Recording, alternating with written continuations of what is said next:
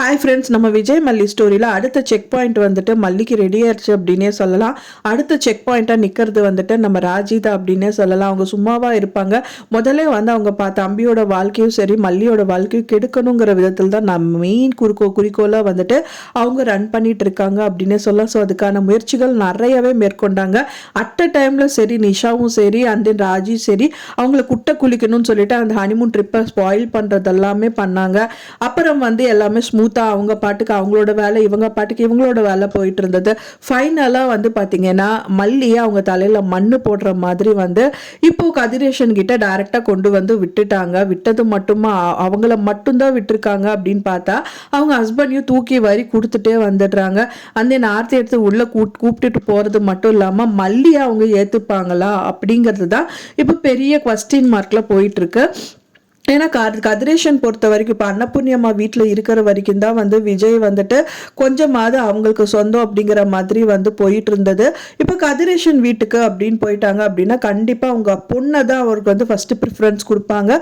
So பொண்ணு கூட மாப்பிள்ளை இருக்கணும் அப்படின்னு தான் சொல்லுவாங்க. ஆனால் இப்போ வந்து மல்லிக்கு 2வது தடவை தாலி கட்டினதுனால மல்லியை வந்து அவங்க வீட்டில் கண்டிப்பாக அக்செப்ட் பண்ணுவாங்களா அப்படின்னா கண்டிப்பாக இருக்காது அப்படின்னு தான் தெரிய வருது.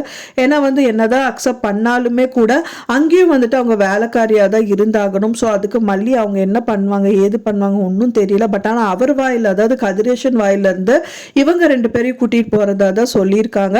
மல்லி ஆனால் கூட வந்திருக்காங்க. கூட வந்தாலும் ஒதுங்கி நிற்கிற அளவுக்கு வந்து பண்ணி வச்சிருக்காங்க.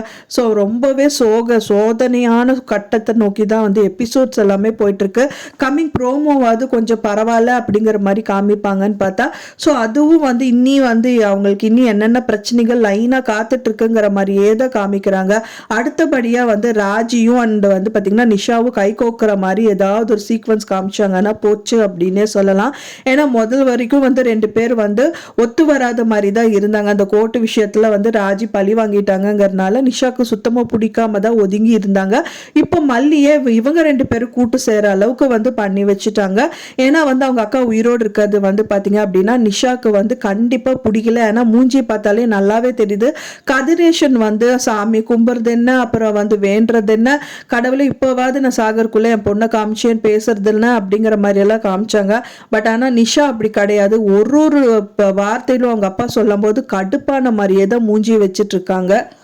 ஸோ இதுலேருந்தே நம்ம நல்லா தெரிஞ்சுக்கலாம் நிஷாக்கு வந்து அவங்க அக்கா உயிரோட வந்தது பிடிக்கல. அவங்க அக்கா வந்தது பிடிக்கலங்கிறத விட அவங்க சொத்து வந்து முழுசாக அவங்களுக்கு வராதே அப்படிங்கிறது தான் இப்போ பெரிய குவஸ்டின் மார்க்கில் போயிட்டு இருக்கு.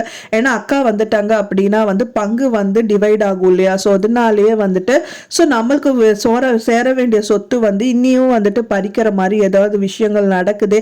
இதுக்கு என்னதான் சொல்யூஷன் அவங்க கண்டிப்பாக யோசிப்பாங்க. ராஜி மட்டும் நிஷா கிட்ட பேசிட்டாங்க அப்படின்னா அடுத்தபடியாக மல்லி அங்கேருந்து ஃபர்ஸ்ட் துரத்திவிடுன்னு சொல்லதான் பார்ப்பாங்க. ஸோ இந்த மாதிரி விஷயங்கள் நடக்கிறதுக்கு நிறையவே பாசிபிலிட்டிஸ் இருக்கு. நீங்க என்ன நினைக்கிறீங்க அப்படின்னு சொல்லிட்டு உங்களோட கருத்துக்களை மறக்காம எனக்கு கமெண்ட்ல ஷேர் பண்ணுங்க. நான் சொன்ன இந்த தகவல் உங்களுக்கு பிடிச்சிருந்தா ஃப்ரெண்ட்ஸ் மறக்காம லைக் பண்ணுங்க, ஷேர் பண்ணுங்க, கமெண்ட் பண்ணுங்க, சப்ஸ்கிரைப் பண்ணுங்க.